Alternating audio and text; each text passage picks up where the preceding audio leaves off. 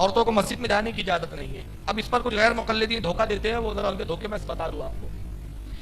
پہلا دھوکہ تو وہ یہ دیتے ہیں کہ رسول اللہ کے زمانے میں عورتیں مسجد میں جاتی تھی، جب حضور کے زمانے میں جاتی تھی تو اب جانے میں کیوں روکا جاتا ہے؟ تو اس کا جواب سن لیجئے۔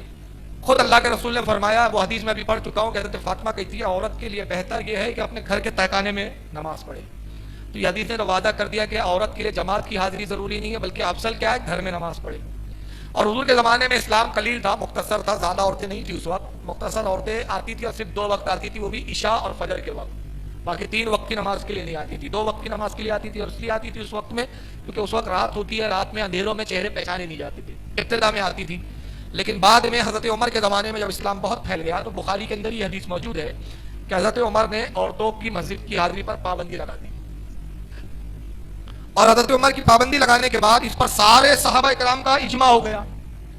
اب اہل حدیث کہتے ہیں کہ ہم تو رسول کی حدیث لے کے حضرت عمر کا قول نہیں لیں گے، تو ان سے ہمارا مطالبہ یہ ہے کہ حدیث کو حضرت عمر زیادہ سمجھتے تھے کہ تم زیادہ سمجھتے ہو، ایک چیز۔ دوسری یہ کہ جب سارے صحابہ کا عمل ہو گیا تو سارے صحابہ تو نبی کی حدیث کے مخالف ہو گئے۔ یہ 14 سال کے بعد بڑے وفادار آ گئے حدیث کے، ان کے سمجھ میں آ گیا، سارے صحابہ بیوقوف ہو گئے۔ یعنی اندازہ لگائیے کتنی بڑی جرأت ہے کہ صحابہ کو بیوقوف۔ ارے انہوں نے پابندی اس لیے لگائی کہ رسول نے اجازت دی تھی آنے کی، رسول اللہ نے اس کی فضیلت نہیں بتائی تھی، حضور نے یہ نہیں کہا تھا کہ اس کی بہت فضیلت ہے اور عورتوں کو آنا ضروری ہے، یہ نہیں، بس ایک اجازت جیسے معاملہ تھا۔ جیسے ابتدا اسلام میں پردہ بھی نہیں تھا، بے پردہ عورتیں آتی تھی، بعد میں پردہ آیا تو پردے سے روک دی گئی۔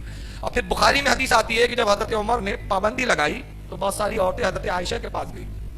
ام المومنین حضرت عائشہ سے کہتی ہے کہ ام المومنین، عمر نے ہمیں مسجدوں سے روک دیا جبکہ ہم رسول کے زمانے میں آتی تھی۔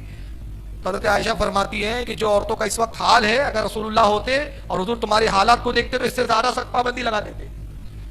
اب بتائیے مجاز نبوت کو حضرت عائشہ زیادہ سمجھیں گی کہ 14 سال کے بعد کوئی وہابی زیادہ سمجھے گا؟ بولیے کون سمجھے گا؟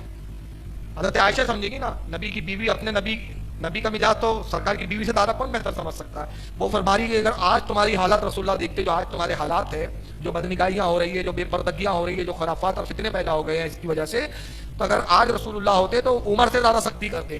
تو اس کا مطلب یہ ہوا کہ اس پہ حضرت عائشہ کا بھی اجماع ہو گیا۔ اب یہ کہتے کہ نہیں صاحب ہم تو عورتوں کو آنے دیں گے مسجد میں، ہم کہتے آنے دیجئے، پھر وہیں پر ہی سارے لفڑے ہونے دیجئے۔ سمجھ رہے آپ؟ پھر ہوگا یہ کہ گھر کی عورتیں نکلیں گی اور کہیں گی کہ مغرب میں اپنے بوائے فرینڈ سے کہیں گی مغرب میں فلاں مسجد میں ملنا، وہی ملاقات ہوگی۔ یہ سب بیہودہ پن ہے۔ اب ایک بات کا خود سوچے خواتین کہ اس زمانے کی عورتیں زیادہ افضل تھی کہ آج کی عورتیں زیادہ افضل ہیں؟ اس زمانے کی عورتیں زیادہ نیک تھی کہ آج کی عورتیں زیادہ نیک ہیں؟ اس زمانے کی عورتیں نیک تھی، تو جب اس دور کی نیک عورتوں کو روک دیا گیا تو آج کی عورتوں کو کیسے اجازت دی جا سکتی ہے؟ تو یہ عورتوں کے لیے گھر میں ہی تراویح کی نماز جتنی بھی جو صورتیں یاد ہے اسی کے ساتھ پڑھنا ضروری ہے، مسجد میں آنے کی اجازت نہیں ہے۔ واللہ اعلم ثم رسول اعلم۔